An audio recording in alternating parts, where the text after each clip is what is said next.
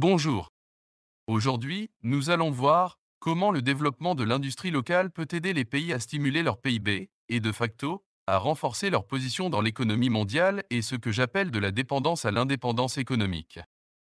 Vous m'accorderez que depuis et suite au Covid-19 de 2020 et le fiasco industriel mondial, le développement de l'industrie locale est devenu un sujet d'actualité dans les débats économiques contemporains.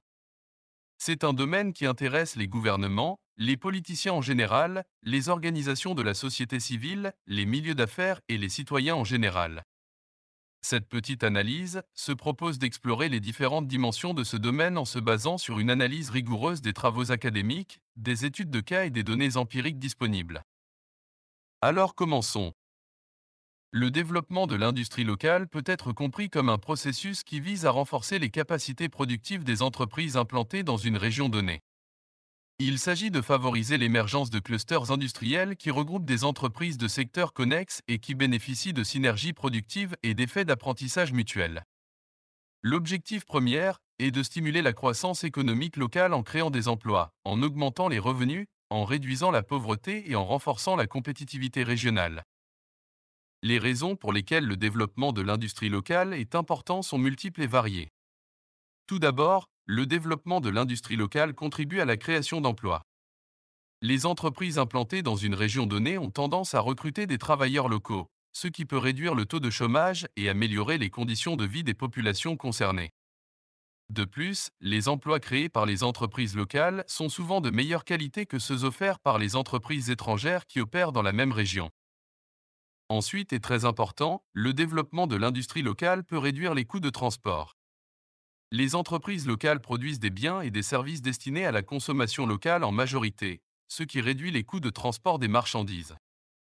Cela peut et doit se traduire par des prix plus bas pour les consommateurs locaux, ce qui peut améliorer leur pouvoir d'achat et leur qualité de vie.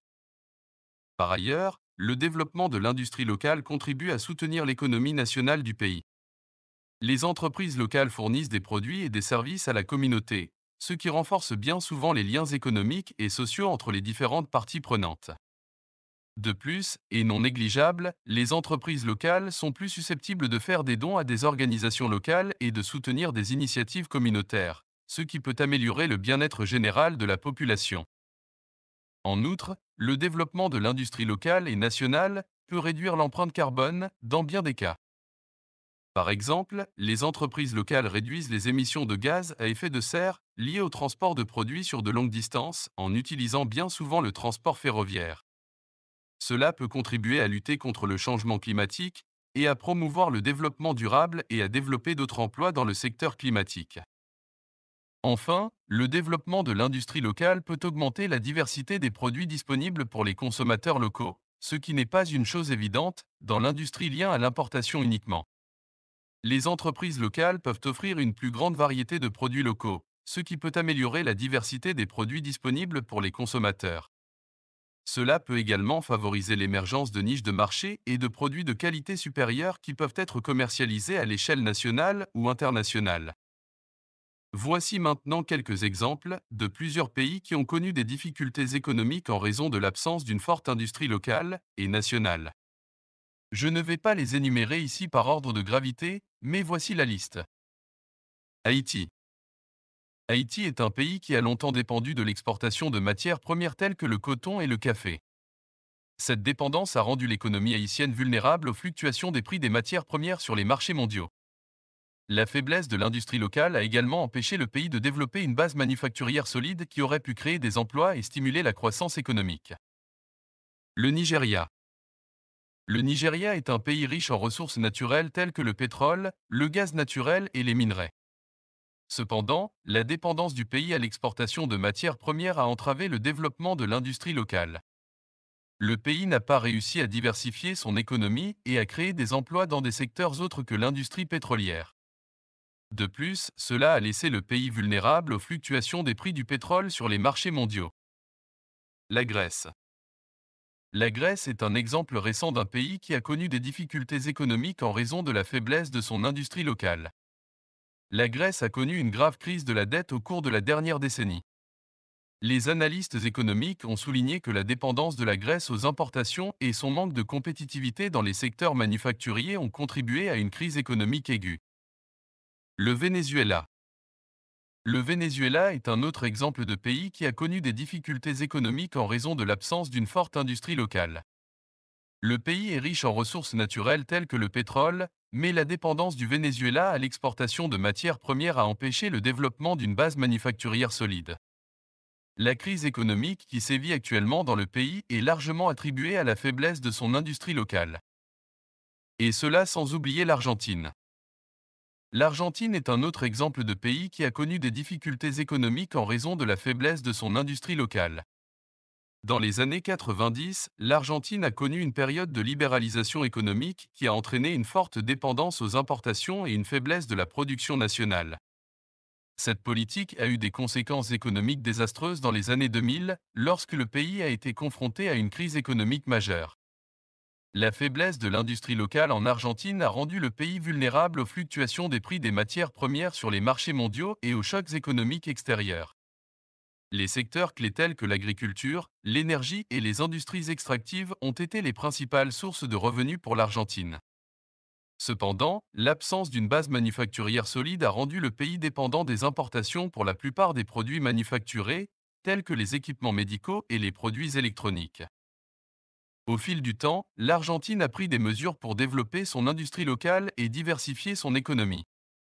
Les divers gouvernements ont lancé des initiatives visant à promouvoir les secteurs manufacturiers locaux, tels que l'automobile, la construction navale et la production alimentaire. Des mesures ont également été prises pour encourager les investissements étrangers dans l'industrie locale. Cependant, malgré ces efforts, l'Argentine continue de faire face à des défis économiques. La crise économique actuelle, caractérisée par une inflation élevée et une dette publique importante, montre que le pays doit continuer à travailler à renforcer son industrie locale pour réduire sa dépendance aux importations et stimuler la croissance économique. Malheureusement, je doute fort au vu des derniers chiffres que le renforcement de son industrie soit l'une de ses principales priorités. Bien sûr, je pourrais rajouter, comme jadis l'Union soviétique, la Corée du Nord et bien d'autres pays, comme par exemple Israël, qui ces 15 dernières années a détruit plus de 80% de son industrie locale. Mais contrairement à d'autres pays, la balance commerciale d'Israël est épargnée, grâce et surtout à son industrie militaire et à l'industrie de l'Internet.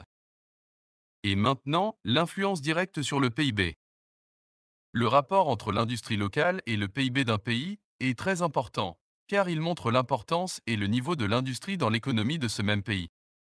En général, plus l'industrie est forte, plus elle contribue à la création de richesses dans le pays. Prenons l'exemple de l'Argentine. En 2020, le PIB de l'Argentine s'est contracté de 10,4%, et cela en raison de la pandémie de Covid-19. L'industrie manufacturière, qui représente une part importante de l'industrie locale, a également connu une forte contraction, contribuant à la baisse globale du PIB du pays. Cela montre bien l'importance de l'industrie manufacturière pour l'économie de l'Argentine. De même, Haïti, le Nigeria et le Venezuela, ces pays ont également connu des taux de croissance économique relativement faibles ces dernières années, en partie en raison de la faiblesse de leur industrie locale. Par exemple, en 2020, le PIB du Venezuela a chuté de plus de 61% par rapport à son niveau de 2013, en grande partie en raison de la chute des prix du pétrole et de la faiblesse de l'industrie locale. En revanche, les pays qui ont réussi à développer une industrie locale forte ont généralement connu une croissance économique plus élevée. Prenons l'exemple de la Corée du Sud, qui est un pays qui a connu une croissance économique rapide dans les années 1960 et 1980, et cela en grande partie grâce à son industrie manufacturière. Le secteur de la fabrication représente actuellement environ 30% du PIB sud-coréen.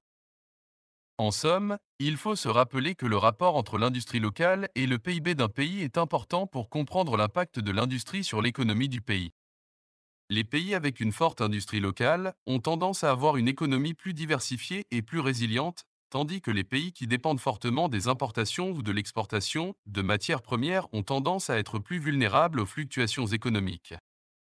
En conclusion, le développement de l'industrie locale est crucial pour la croissance économique et la création d'emplois dans un pays.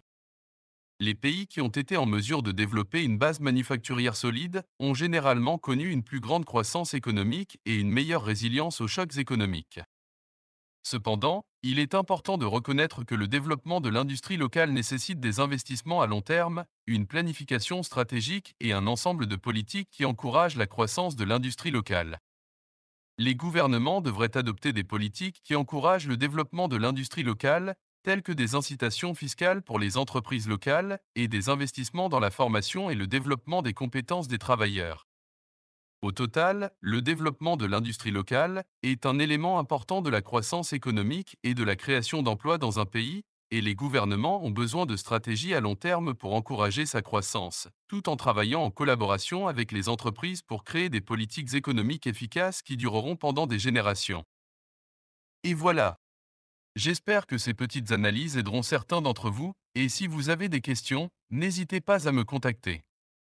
Merci et au revoir et à la prochaine vidéo pour un nouveau sujet sur l'économie.